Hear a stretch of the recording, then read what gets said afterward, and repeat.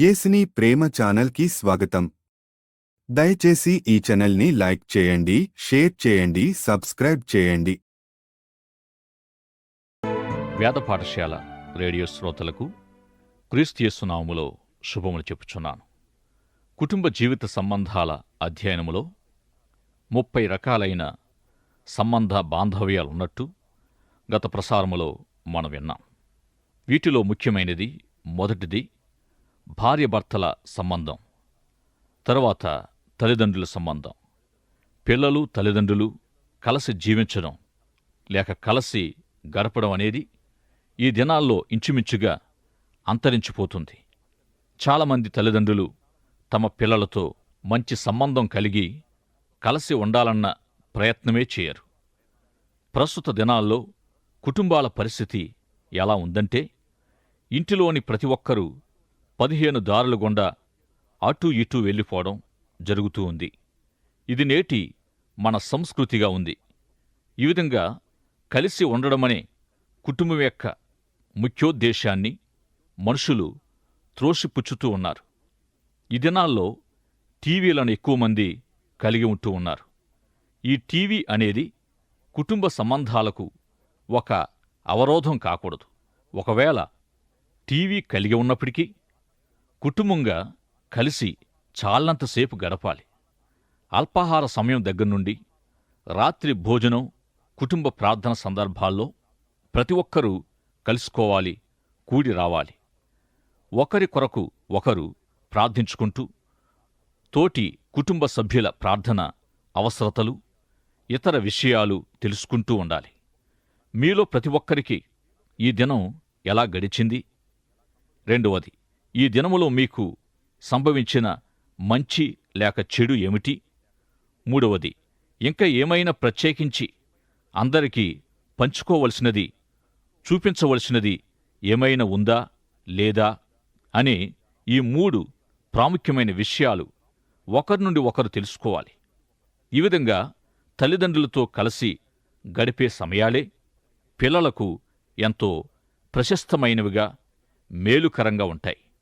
వారికి తగినంత ప్రేమ, గుర్తింపు, స్నేహం తల్లిదండ్రులు, తోబుట్టువుల నుండి లభించినప్పుడు పిల్లలకు చెడ్డ స్నేహాలు కల్పించుకొని తప్పులు చేసే అవకాశం లేక అవసరత ఉండదు. ఇంకా అనేక రకాలైన ఇతర చెడుగుల నుండి తప్పించబడతారు. గత ప్రసారములో సంభాషణ, సహవాస సంబంధాన్ని గూర్చి కొంతవరకు ధ్యానించాం. తిరిగి ఈ ప్రసారములో అనుకూల స్థితిని గూర్చి ఆలోచిద్దాం. కుటుంబ జీవితంలో భార్యాభర్తల మధ్య అనుకూల స్థితి లేక ఐక్యతా స్థితి. భార్యాభర్తల మధ్య ఉండగల ఈ అనుకూల స్థితి లేక ఐక్యత అనేది మూలభాషలో కలసి శ్రమపడుట, కలసి బాధనుద్దుట లేక గాయపడుట అనే అర్థాన్ని కలిగి ఉంది. అంటే బహుశా ఏ అనుభవమైనా ఇరువురు కలిసి పొందడం కావచ్చు.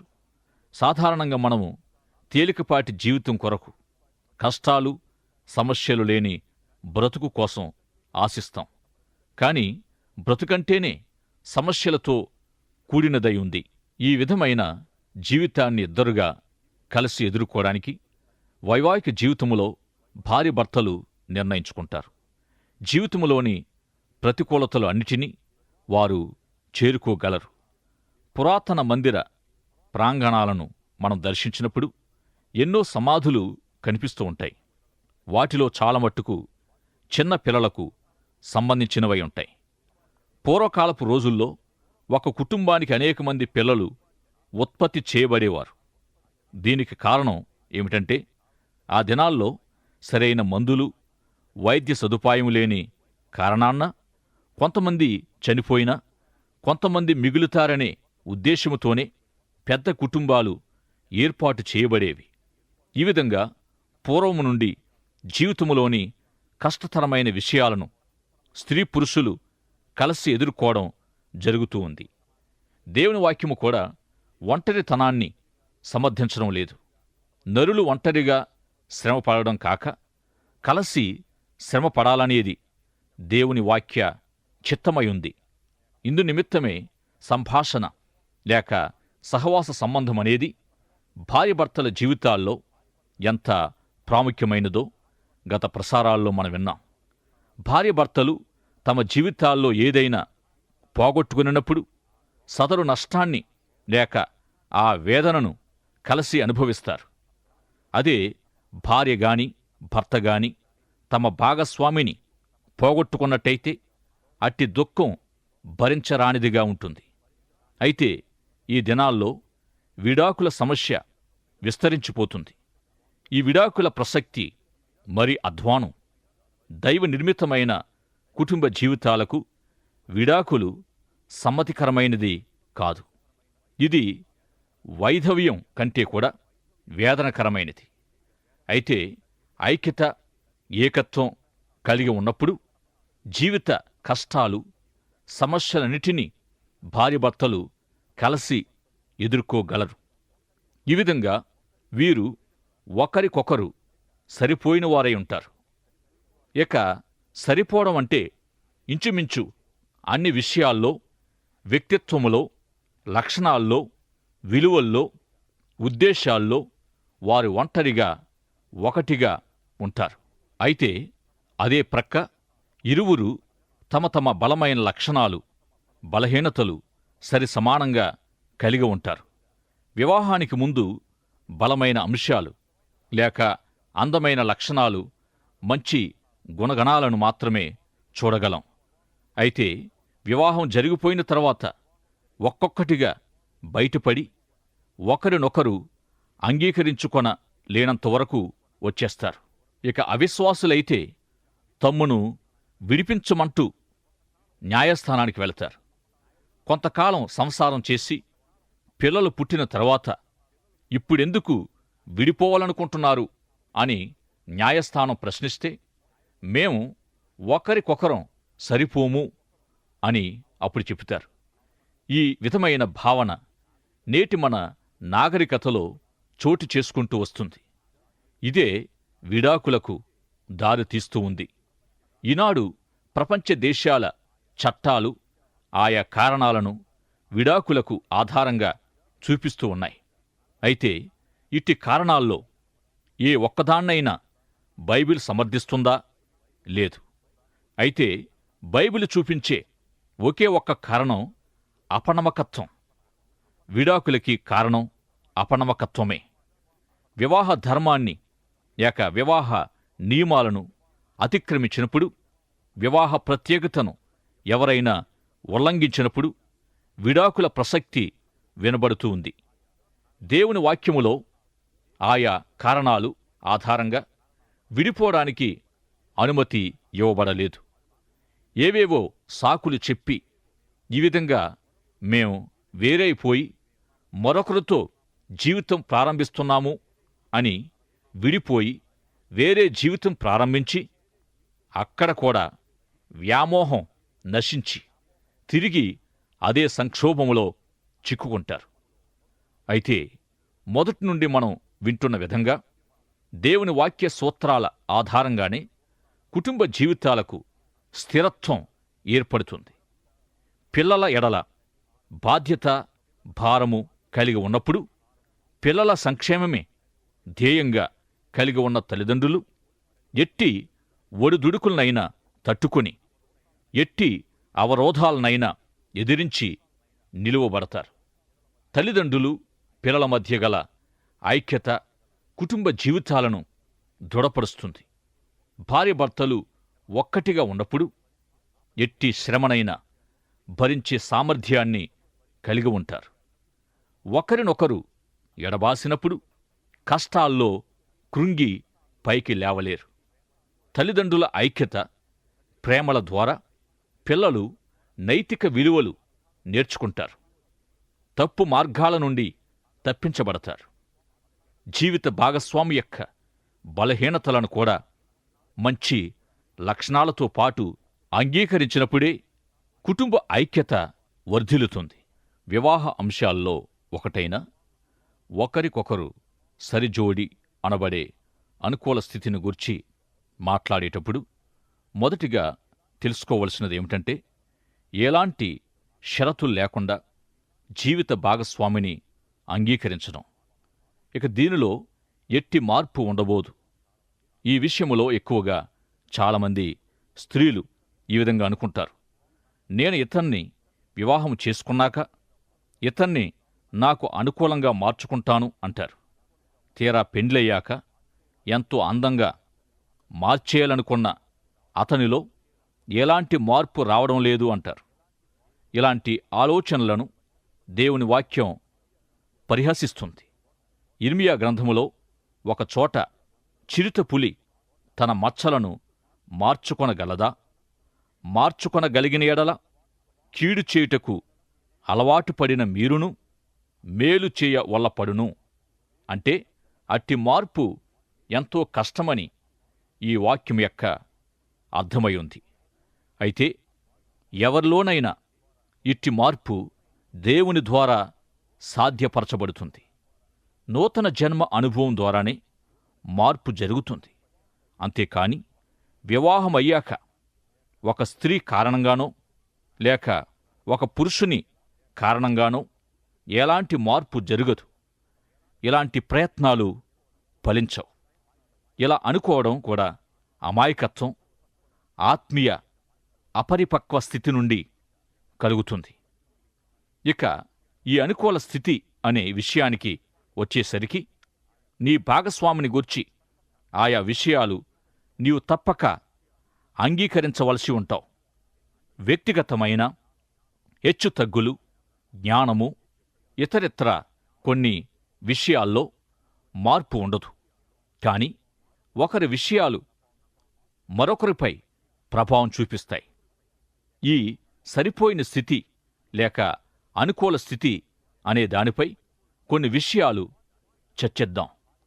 వివాహితులైన భార్యభర్తలకు, దంపతులకు ఒకరితో ఒకరు సరిపోయి ఉండే స్థితి అనే దానిపై ముఖ్య సలహా ఏమిటంటే, ఇప్పటికే ఒకరికొకరు సరిజోడి అనబడిన మీరు మీ మధ్యలో పొసగని విషయాలేమైనా ఉంటే మీ భాగస్వామి యొక్క అట్టి బలహీనతలపై ఎక్కువ ఏకాగ్రత నిలుపవద్దు.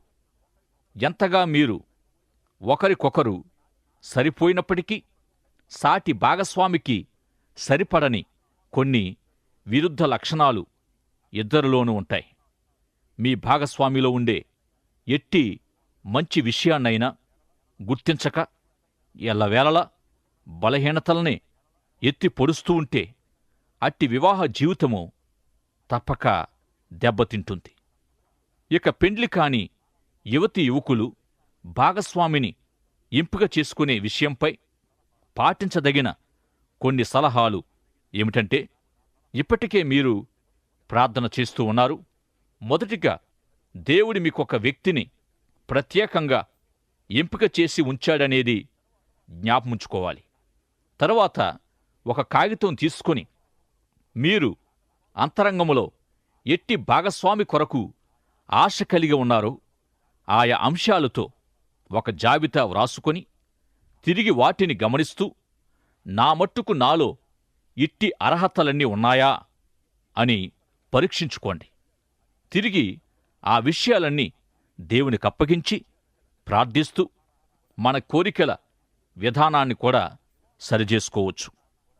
వివాహము అయినవారు తమ ఇరువురి మధ్యనున్న అనుకూల స్థితిని సరిచూసుకునే విధానం, నీ భాగస్వామిలోని ఏ లక్షణం నిన్ను అమితంగా ఆకర్షించింది, నీ వివాహానికి దారితీసిన మొదటి కారణం ఏది, ఎంతకాలంగా వివాహ జీవితము జీవిస్తున్నారు, నీవు ఆశించిన వాటిలో ఎన్ని లభించాయి, నీ భాగస్వామి నిన్ను వివాహానికి అంగీకరించిన కారణాలేమిటి, ఇక ఈనాడు నీ భాగస్వామిలో నీవు మెచ్చుకొనదగిన అంశాలేవి, మరొక జాబితా ఏమిటంటే, ఎన్ని విధాల నీవు నీ భాగస్వామి ఒకరికొకరు సరిపోయి ఉన్నారో అనేది. ఇది ఎందుకంటే మీలో మీకు పొసగని విషయాల వైపు మాటమాటికి చూసుకోవడం కంటే సరిపడిన విషయాలను బట్టి సంతోషిస్తూ పొసగని వాటి కారణాలను విమర్శించుకోవడం మంచిదే. ఇక ఏ విషయంలోనైనా మీలో మీకు సరిపడడం లేదు అంటే ఎవరు కారణమో కూడా తెలుసుకోవడం మంచిది. ప్రతి విషయానికి కారణాలు, మూల కారణాలు తెలుసుకోవడం దేనికి అంటే సరిచేసుకోవడానికి. ఇక శారీరకంగా సరిపోయిన స్థితి. శరీర సంబంధం అనేది వివాహ జీవితములో 90% స్థానాన్ని ఆక్రమిస్తుంది అనుకుంటున్నాను.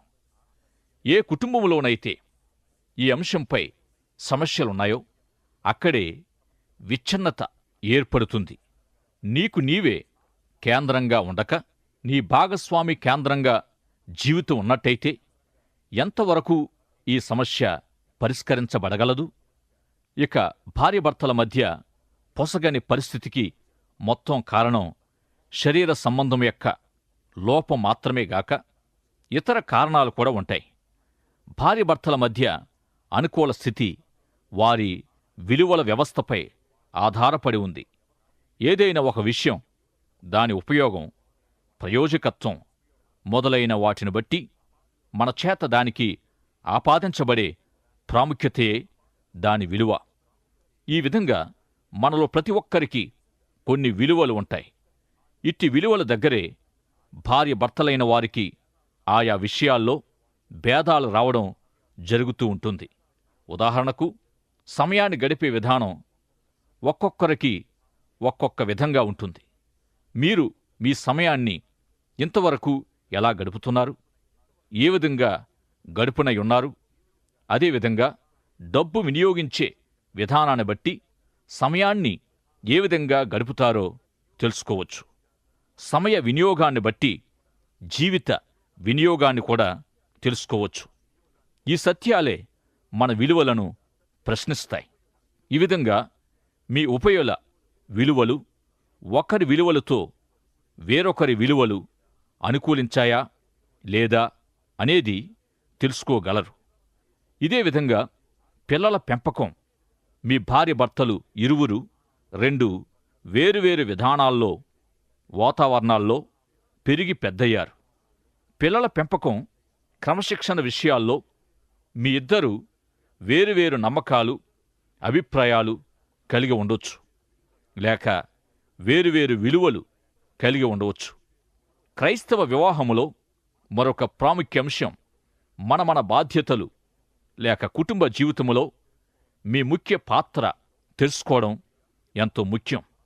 తండ్రిగా, భర్తగా, పురుషుడు ఒక భార్యగా, తల్లిగా, స్త్రీ తమ తమ బాధ్యతలను తెలుసుకొని పరస్పర సదవగాహనతో నెరవేర్చగలిగినప్పుడు ఎంతో సంతోషంగా ఉండగలరు. నేటి జీవన విధానమునకు వీలుగా ఈ విషయాలను మీరే నిర్వచించుకోవచ్చు. మీకు ఎలా వీలైతే అలా మీ బాధ్యతల్ని నెరవేర్చుకోవచ్చు. ఒకవేళ పురుషుడు ఎంట ఉండవలసొచ్చి స్త్రీ జీవనోపాధి నిమిత్తం బయటికి వెళ్లవలసొచ్చినా ఆ విధంగా మీరు సర్దుబాటు చేసుకోవచ్చు. అయితే క్రైస్తవ వివాహ జీవితము మొదట దైవ వాక్యానుసారంగా ఉండాలి.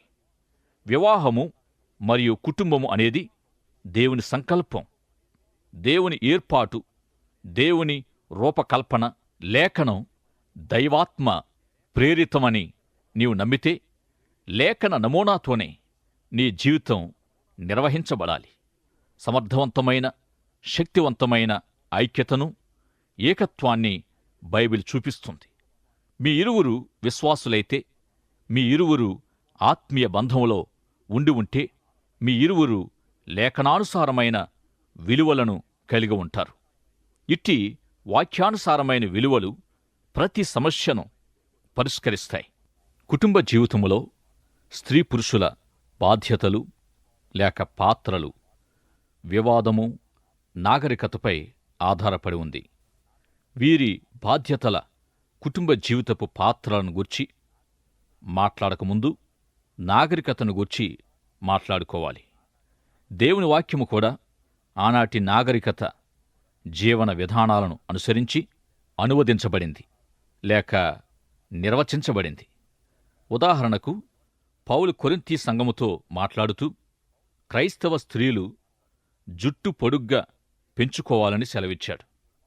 ఎందుకంటే ఆనాటి సమాజములోని వేశ్యావృత్తిలోని స్త్రీలు జుట్టును కత్తిరించుకునేవారు.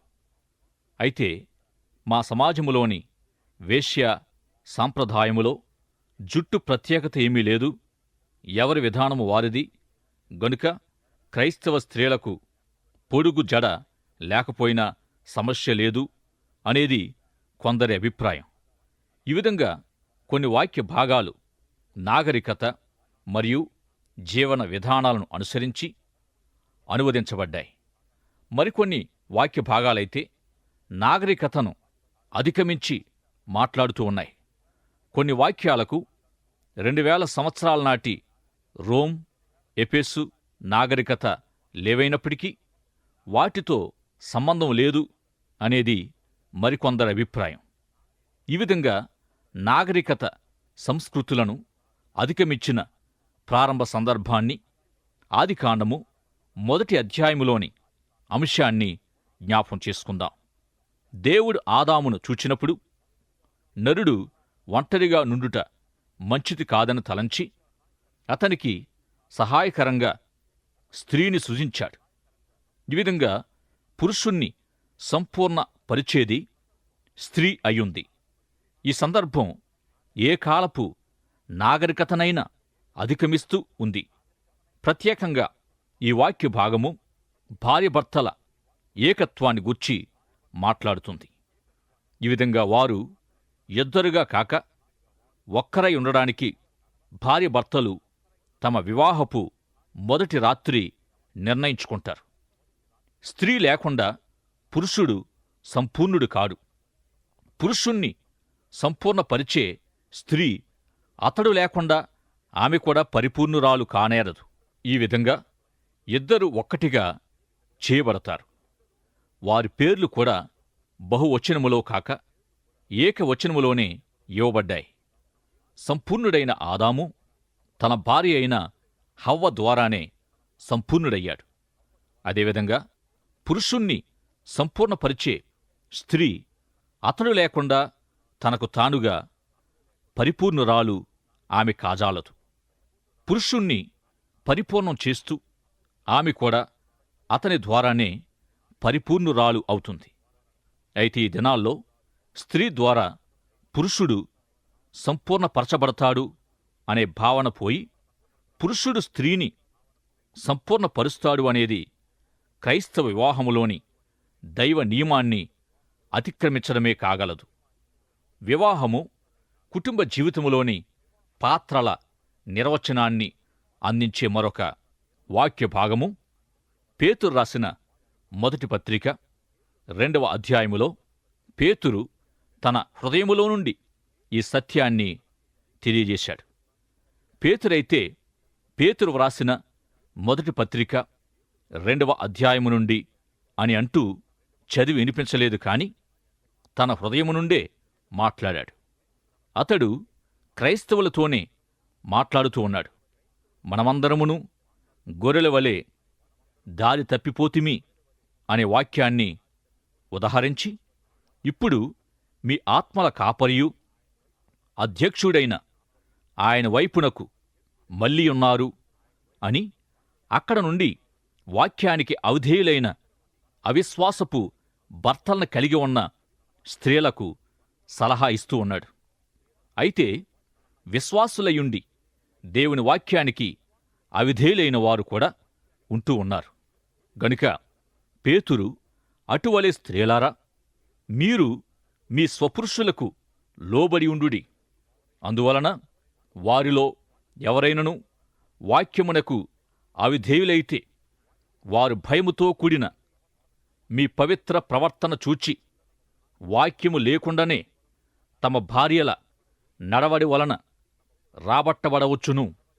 తిరిగి 7వ వచనములో అటువలే పురుషులారా, జీవమను కృపావరములో మీ భార్యలు మీతో పాలివారయున్నారని ఎరిగి ఎక్కువ బలహీనమైన ఘటమని భార్యను సన్మానించి మీ ప్రార్థనలకు అభ్యంతరము కలుగకుండునట్లు జ్ఞానము చొప్పున వారితో కాపురము చేయుడి. ఇక్కడ పేతురు స్త్రీ పురుషులు ఇరువురిని సంబోధించిన 2 చోట్ల అటువలే అటువలే అని అంటున్నాడు. ఎటువలే అంటే మీ అధ్యక్షుడు ఆత్మల కాపరియునైన క్రీస్తువలే. క్రీస్తు సంఘము యొక్క మాదిరి, పోలిక. క్రైస్తవ వివాహము కుటుంబ జీవితాలకు ఆపాదించబడింది. క్రీస్తు ఏ విధంగా సంఘాన్ని సంరక్షిస్తున్నాడో, ఏ విధంగా సంఘము కొరకు మరణించి తను తాను సమర్పించుకున్నాడో, అదేవిధంగా స్త్రీలు భర్తలకు లోబడి ఉండండని, అదేవిధంగా పురుషులు క్రీస్తు సంఘాన్ని సంరక్షించినట్లు మీ భార్యలను ప్రేమించి సంరక్షించండి అని ఈ వాక్యము నేటి మన నాగరికత జీవన విధానాలకు పైగా నిలువబడి మాట్లాడుతూ ఉంది. పురుషులు క్రీస్తు వలె, స్త్రీలు సంఘం వలె అనే గొప్ప మాదిరి, నమూనాలు నేటి క్రైస్తవ కుటుంబాలకు ఇవ్వబడ్డాయి. క్రైస్తవ కుటుంబ పాత్రలను, బాధ్యతను కూడా ఈ లేఖన భాగం తెలియపరుస్తుంది. స్త్రీలు తమ పురుషులకు ఇట్టి ఉన్నత స్థానాన్నివ్వాలి. ఇక పేతురు తన మొదటి పత్రిక 3వ అధ్యాయములోనూ, పౌలు ఎఫెసీయులకు వ్రాసిన పత్రిక 5వ అధ్యాయములోనూ ఒకే ఉపదేశాన్నిచ్చారు. క్రీస్తు మరియు సంఘము యొక్క మాదిరిని గూర్చి మాట్లాడారు. అయితే నేటి దినాల సమస్య ఏమిటంటే, పురుషులు క్రీస్తు వంటి మాదిరి కలిగి ఉండడం లేదు. తమ కుటుంబాల కొరకై యాజక ధర్మాన్ని నిర్వహించుటలేదు. తమ భార్య బిడ్డల ఎడల క్రీస్తు వంటి కాపరి బాధ్యతను పురుషులు నెరవేర్చుటలేదు. దేవుని వాక్యము ఇట్టి గొప్ప సవాలును మన ఎదుట ఉంచగా, జీవన విధానము లేదా నాగరికత పేర్లతో దైవోపదేశాన్ని తుడిచిపెడుతున్నారేమో ఆలోచించండి. ఈ విధంగానైతే మన వివాహ జీవితాలు గొప్ప సమస్యతో ఉంటూ ఉన్నాయి. ఎఫెసీ పత్రిక 5వ అధ్యాయము స్త్రీల కంటే పురుషులకే కాస్త బరువుగా ఉంది. ఇక్కడ పౌలు భయముతో ఒకరికొకరు లోబడి ఉండండి అంటూ ఉన్నాడు. స్త్రీ పురుషునికి లోబడడం సహజమే. కాని పురుషుడు కూడా స్త్రీకి లోబడడం అని అంటే స్వభావసిద్ధంగా స్వయం కేంద్రంగా కలిగిన ఇద్దరు వ్యక్తులు ఒక్కటిగా చేయబడి ఎడతెగక ఒకరికొకరు లోబడి ఉండండి అంటే ప్రేమతో మాత్రమే అని అర్థం. ప్రేమను అర్థం చేసుకోలేకపోతే ఈ వాక్యం మనకర్థం కాదు. ఈ వాక్యం అర్థం కాకపోతే ప్రేమ అనేది మనకర్థం కాదు. క్రీస్తు సంఘానికి శిరస్సై ఉన్నట్టే పురుషుడు స్త్రీకి శిరస్సై ఉన్నాడు. క్రీస్తు సంఘానికి రక్షకుడై ఉన్నట్టే పురుషుడు స్త్రీకి సంరక్షకుడై ఉన్నాడు. ఇట్టి వైవాహిక నియమాల నెరవేర్పుకు దేవుని కృప అవసరమైంది. స్త్రీ పురుషులు ఒకరినొకరు ప్రేమిస్తూ ఒకరికొకరు లోబడి తమ బాధ్యతలు, పాత్రలు పోషించి నెరవేర్చడానికి పారలౌకిక కృప అవసరమైంది. మానవాతీతమైన దైవ కృప క్రీస్తు ప్రేమించినట్టు, క్రీస్తు సమర్పించుకున్నట్టు భార్యభర్తలు ఒకరికొకరు చెయ్యాలంటే క్రీస్తు తమలో నివసించినప్పుడే అట్టిది సాధ్యం కాగలదు.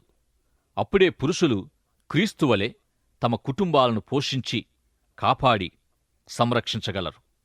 స్త్రీ పురుషునికి లోబడాలని ఆజ్ఞాపించబడడంలో కూడా పురుషుడు ఆమెను పరిపాలించి నడిపించి అన్ని విధాల ఆధిక్యత కలిగి ఉండాలనేది ముఖ్య అర్థమయుంది. ఈ విధంగా వాక్యానుసారమైన ఆమె నడత, ప్రవర్తన అతడు వాక్యానికి అవధేడైనప్పటికీ దేవునిలోనికి అతనిని రాబట్టగలదు. మన నాగరికత, సంస్కృతి, జీవన విధానాలను మించి వారిని స్త్రీ పురుషులనుగా సృజించిన ప్రభువే క్రైస్తవ కుటుంబాల్లో గొప్ప కార్యాలు చేయగలడు. గనుక ప్రియ శ్రోతలు, భార్యభర్తలుగా ఉన్న మీరు పారలౌకికమైన దేవుని కృపపై ఆధారపడి దేవుని మహిమార్థం మీ కుటుంబాలను నడిపించుకోవడానికి పరిశుద్ధాత్ముడు మీకు సహాయము చేయనుగాక. తల వంచండి, ప్రార్థన చేసుకుందాం. ప్రేమ, కృప, కనికరములు కలిగిన మా పరమతండ్రి, మా ప్రియ శ్రోతలు తమ కుటుంబాలను, తమ పాత్రలను బహుజాగ్రత్తతో కాపాడుకొనుచు మీయందు విశ్వాసముతో ఇరువురు విధేయులుగా ఐక్యత కలిగి తమ కుటుంబాలను వాక్యానుసారముగా ప్రేమతో ఒకరికొకరు లోబడుచు కుటుంబములో ఉన్న సంతోషాన్ని పరిపూర్ణముగా పొందుటకు సహాయము చేయమని యేసు నామములో ప్రార్థిస్తున్నాము పరమతండ్రి. ఆమెన్. దయచేసి ఈ ఛానల్ని లైక్ చేయండి, షేర్ చేయండి, సబ్స్క్రైబ్ చేయండి.